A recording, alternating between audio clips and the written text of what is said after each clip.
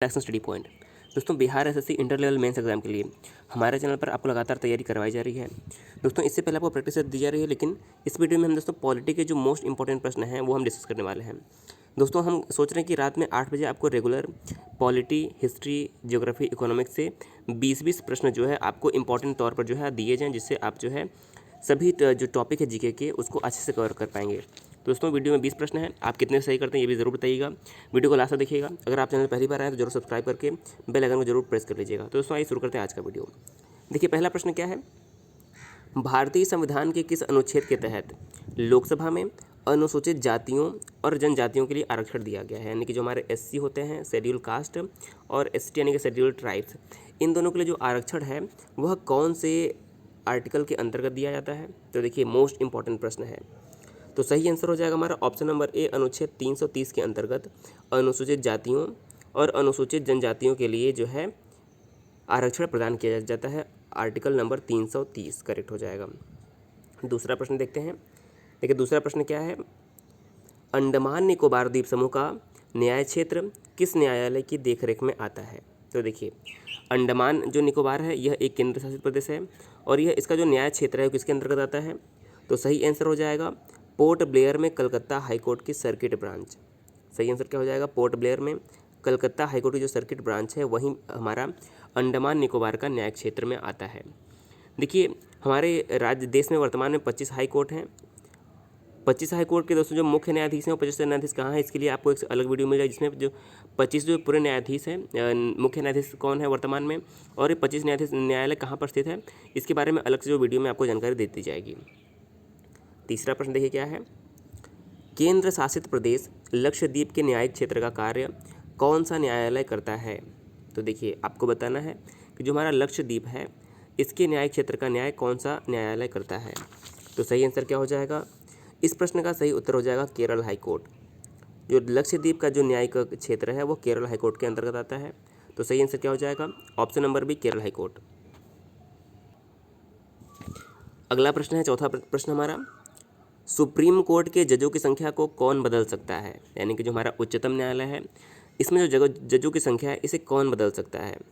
राष्ट्रपति आदेश से, कानून द्वारा संसद, सुप्रीम कोर्ट की अधिसूचना, या फिर केंद्र सरकार की अधिसूचना? तो देखिए, सही उत्तर हो जाएगा ऑप्शन नंबर बी, कानून द्वारा संसद। देखिए, जो सुप्रीम कोर्ट में जजों की संख्या है इसे संसद में कानून लाकर जो है बदला जा सकता है। तो ऑप्शन नंबर बी करेक्ट हो जाएगा। अगर हम बात करें कि वर्तमान में सुप्रीम कोर्ट के जजों की संख्या कितनी है, तो जो वर्तमान में 2020 की अगर हम बात करें तो सुप्रीम कोर्ट में जजों की संख्या है 31 वर्तमान में। और सुप्रीम कोर्ट के वर्तमान में चीफ जस्टिस कौन है? तो जस्टिस शरद अरविंद बोबडे जो हैं वर्तमान में सुप्रीम कोर्ट के चीफ जस्टिस के तौर पर कार्यरत हैं, जिनकी नियुक्ति हाल ही में हुई है। तो इनका नाम आपके लिए मोस्ट इंपॉर्टेंट हो जाता है। अगला प्रश्न देखते हैं, पांचवा प्रश्न।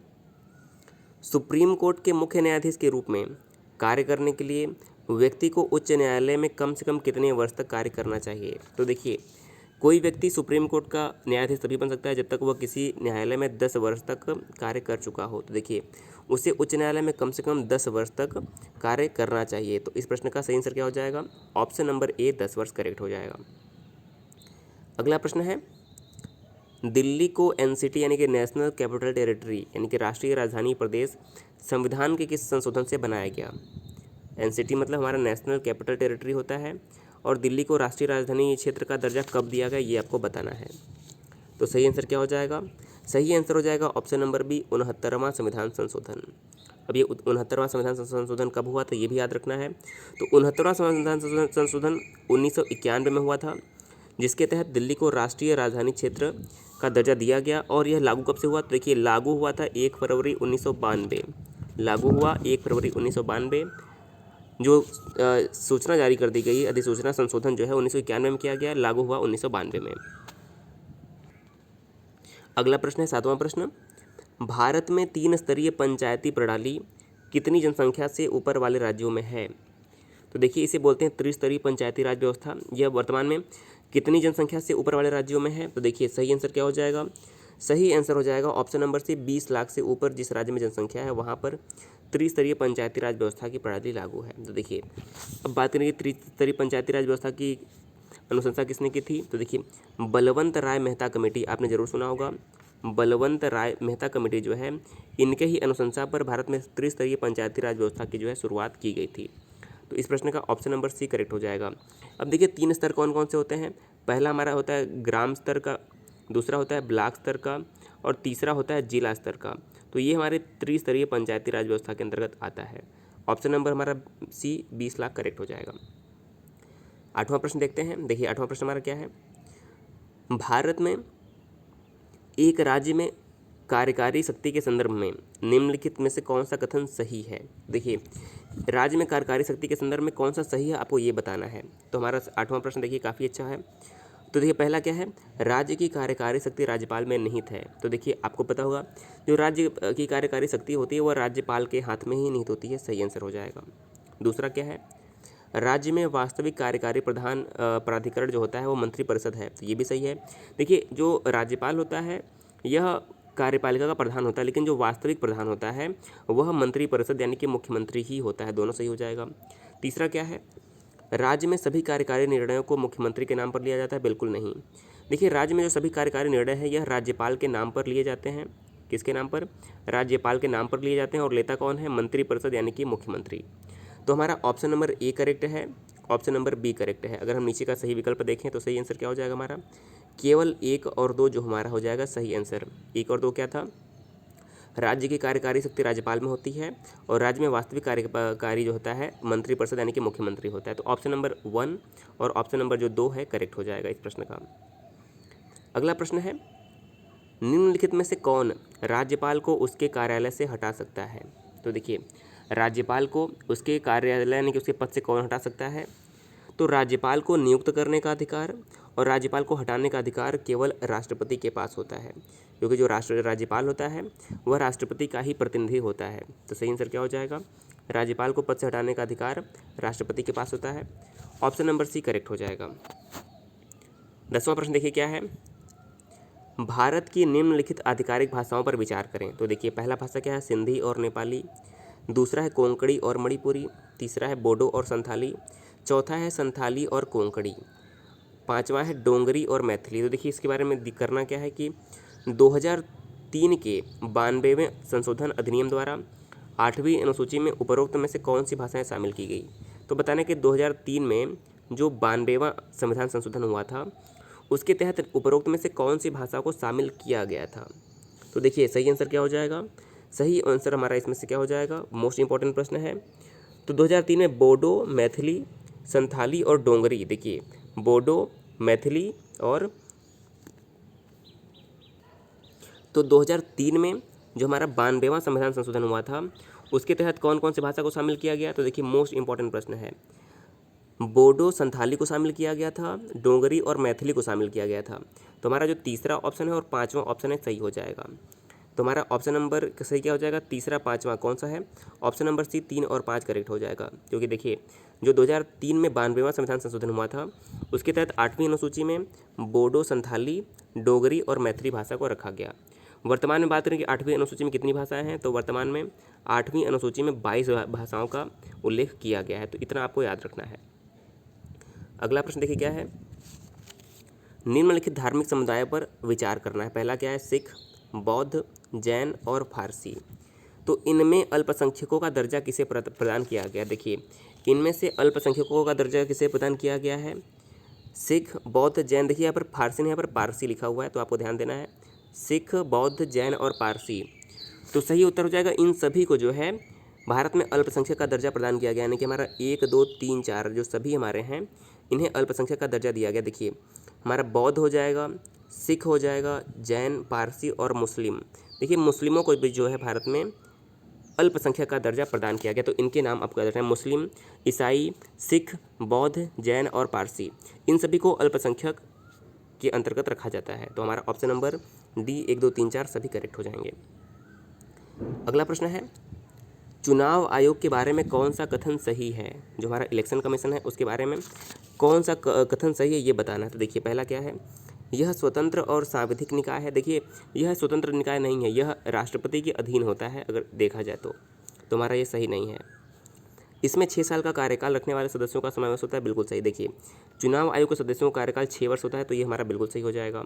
तीसरा है, यह राजनीतिक दलों को मान्यता देने से संबंधित विवादों की मध्यस्थता के लिए अदालत के रूप में कार्य करता है? नहीं, यह अदालत के रूप में कार्य नहीं करता है। चौथा है, अखिल भारतीय निकाय होने के नाते यह ग्राम पंचायत और राज्य नगर पालिकाओं के चुनाव भी करवाता है? नहीं।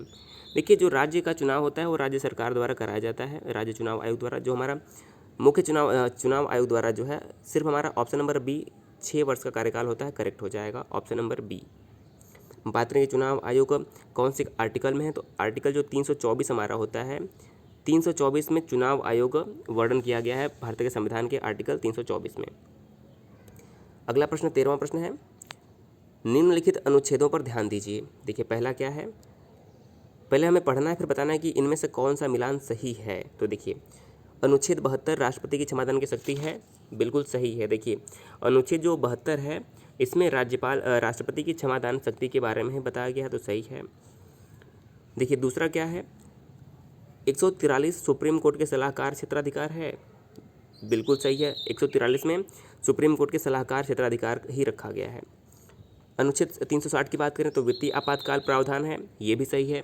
360 में वित्तीय आपातकाल रखा गया है, तो पहला, दूसरा, तीसरा हमारा सही है। चौथा क्या है, 148 से 151 भारत के अटॉर्नी जनरल की शक्तियाँ हैं, तो देखिए हमारा ये गलत हो जाएगा। अब देखिए ध्यान से देखें तो पहला हमारा सही है, दूसरा सही, तीसरा सही है। 148 से 151 में अटॉर्नी जनरल नहीं रखा गया है, बल्कि नियंत्रक महालेखा परीक्षक को रखा गया है, CAG जिसे हम बोलते हैं, कंट्रोलर एंड ऑडिटर जनरल। तो 148 से 151 में CAG को रखा गया है, अटॉर्नी जनरल को नहीं रखा गया है। तो देखिए हमारा 1, 2, 3 जो है सही हो जाएगा, 1, 2 और 3। तो आपको देखिए ऐसे प्रश्न मेंस एग्जाम में मिलने वाले हैं, तो इसलिए हमने आपके लिए चुन के प्रश्न ये सब लाए हैं जो आपके एग्जाम के लिए आपके लिए महत्वपूर्ण हो। देखिए अगला प्रश्न क्या है, निम्नलिखित में से कौन सा संसद सदस्य के रूप में निर्वाचित होने के लिए अयोग्यता के आधार नहीं है? तो देखिए अयोग्यता के आधार पर नहीं है बताना है 14वें प्रश्न में हमारा। तो देखिए पहला, यदि व्यक्ति राज्य सरकार के तहत लाभ का कार्यालय रखता है। दूसरा है, अगर व्यक्ति ने स्वेच्छा से एक विदेशी राज्य की नागरिकता हासिल की है। तीसरा है, यदि 10वीं अनुसूची के तहत एक व्यक्ति को अयोग्य घोषित किया जाता है। और चौथा ऑप्शन है, अगर व्यक्ति को निवारक हिरासत कानून के तहत गिरफ्तार कर लिया है, उसे रोक दिया गया है। तो देखिए हमें बताना क्या था कि संसद सदस्य के रूप में निर्वाचित होने के लिए अयोग्यता के आधार पर नहीं है। तो देखिए अयोग्यता का आधार नहीं है, तो हमारा ऑप्शन नंबर हमारा चौथा सही हो जाएगा कि अगर व्यक्ति को निवारक हिरासत कानून के तहत गिरफ्तार कर लिया गया है या उसे रोक दिया गया है, यह हमारा अयोग्यता कानून में नहीं है। तो हमारा ऑप्शन नंबर जो 4 है केवल चौथा सही हो जाएगा। अगला प्रश्न देखते हैं, 15वां प्रश्न क्या है, भारतीय संविधान की 6ठी अनुसूची किन 4 राज्यों में अनुसूचित क्षेत्रों और अनुसूचित जनजातियों के प्रशासन और नियंत्रण से संबंधित है? तो देखिए जो हमारी 6ठी अनुसूची है कौन से राज्यों के प्रशासन से संबंधित है? करेक्ट आंसर हो जाएगा option number B, Assam, Meghalaya, Tripura, Mizoram. देखिए असम, मेघालय, त्रिपुरा, मिजोरम जो है 6ठी अनुसूची में अनुसूचित क्षेत्रों और अनुसूचित जनजाति के प्रशासन से संबंधित है, तो ऑप्शन नंबर बी करेक्ट हो जाएगा।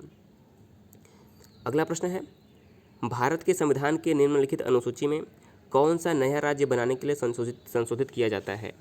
तो देखिए अगर राज्य नया बनाना है तो किस अनुसूची का हम संशोधन करेंगे? सही आंसर क्या हो जाएगा? ऑप्शन नंबर ए, पहली अनुसूची को संशोधित करना पड़ेगा।